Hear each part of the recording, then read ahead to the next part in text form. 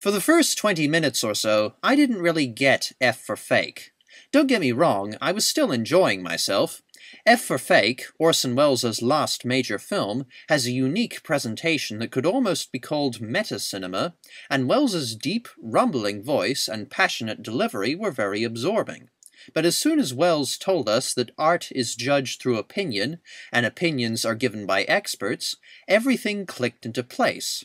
F for Fake is a documentary of sorts that seeks to expose the level of fakery in the artistic world. In 85 breezy minutes, Welles considers the validity of art and questions whether experts can truly exist, when so many of them can be duped by clever forgeries. In the course of an hour, which Welles promises will contain only the facts, the film profiles various people who have become famous through some level of fakery. Elmire de Faure made a modest living in his youth by selling forgeries to collectors and museums, and is now known as the 20th century's greatest art forger. Elmire seems proud of how accurately he can mimic the styles of Picasso, Modigliani, and other real painters.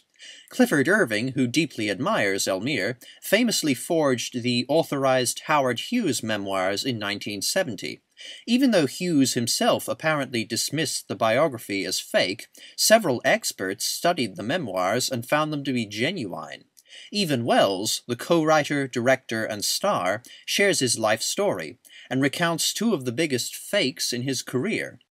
These were, of course, his 1938 broadcast of the War of the Worlds, and a faked resume for an acting role.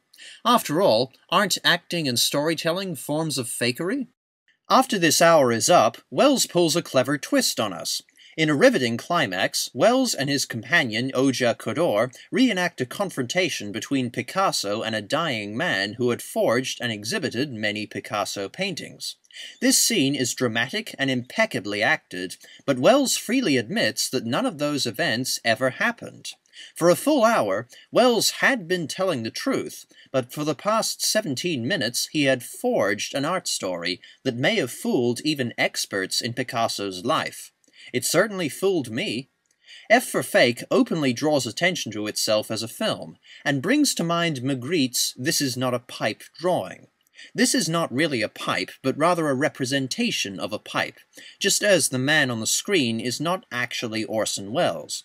It's really just a sequence of moving images representing Welles. In a sense, all non-abstract art and film is fake on a fundamental level. Welles explains the footage he had to film while making F for Fake, and often addresses the viewer directly when narrating the documentary.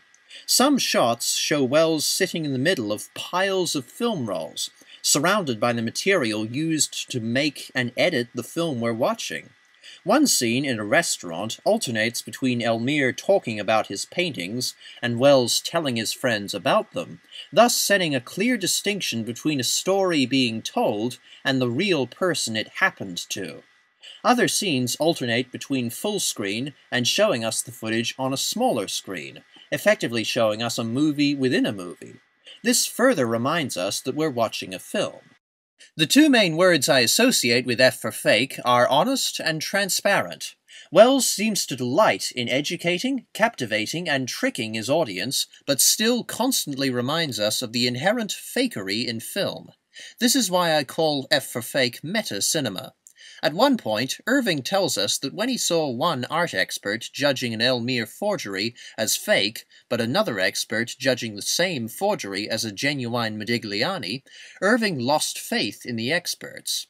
As well as challenging the experts, Welles seems to contend that there is truth and beauty in all art, whether fake or original.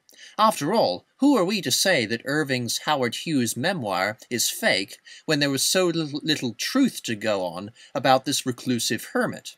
And isn't it true that Kodor's grandfather painted a whole period of new Picassos, even if they weren't made by Picasso?